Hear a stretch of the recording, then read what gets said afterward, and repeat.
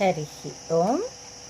ప్రియపుత్రి పుత్రులారా, నీతి శాస్త్రం నుండి మరో శ్లోకాన్ని నేను మీతో పంచుకుంటానండి. ఇది శంకరుల వారు అనుగ్రహించినది, బాగా ప్రాచుర్యంలో ఉన్నటువంటిది కూడా.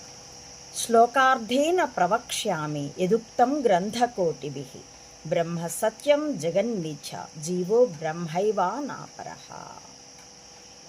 శ్లోకం యొక్క 4 పాదాలుండే శ్లోకంలో అర్ధ శ్లోకంతో అంటే 2 పాదాలతో నీకు యదుక్తం గ్రంథకోటివి, కోటి గ్రంథాల్లో చెప్పినటువంటి సారాన్ని ఒక అర్ధ శ్లోకంలో అంటే శ్లోకం యొక్క 2 పాదాల్లో చెప్పేస్తాను, విను. శ్లోకార్థేన ప్రవక్ష్యామి, నేను చెప్తాను. యదుక్తం గ్రంథకోటివి, కోటి గ్రంథాల్లో ఉన్నటువంటిది ఏమిటి ఆ సత్యము అనంటే బ్రహ్మ సత్యం జగన్మిథ్య జీవో బ్రహ్మైవ నాపరః. బ్రహ్మ సత్యం, జగత్తు మిథ్య.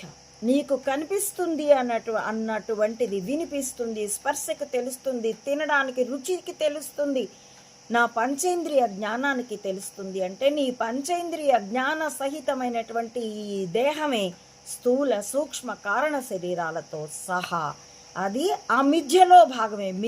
మిథ్యని తెలుసుకుంటుంది. ఒక మాయ మరో మాయను తెలుసుకుంటుంది. ఏముంది? 2 మాయే కదా. బ్రహ్మం ఒక్కటే సత్యం, జగత్తు మిథ్య. ఆ జగత్తులో ఉన్నటువంటి జగత్తు నుండే పుట్టినది, ప్రకృతి నుండే పుట్టింది, ప్రకృతిలో కలిసిపోయేటటువంటి నీ దేహం కూడా మిథ్య. జీవో బ్రహ్మైవా నాపరః.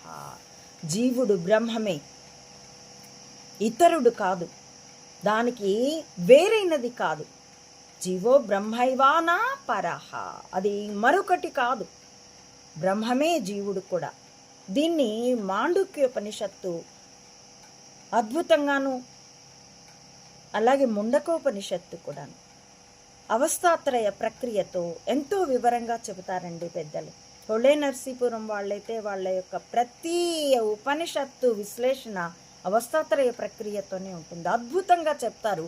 అవి ఆ పుస్తకాలు చాలా తక్కువ ఖరీదు ఉంటాయి కూడా. అవి చదివినంత మాత్రాన వాటిని మన సత్సంగంలో విచారణ చేసుకుంటే కళ ఎలాంటిదో ఈ జాగృతి కూడా అలాంటిదే అన్నది మనకి స్పష్టంగా తెలిసిపోతుంది.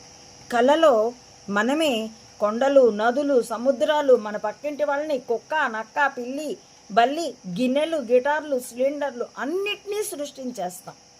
మెలకు వచ్చి చూస్తే ఏముంది? ఏమీ లేదు. ఈ జాగృతి కూడా ఆ కళ లాంటిదే.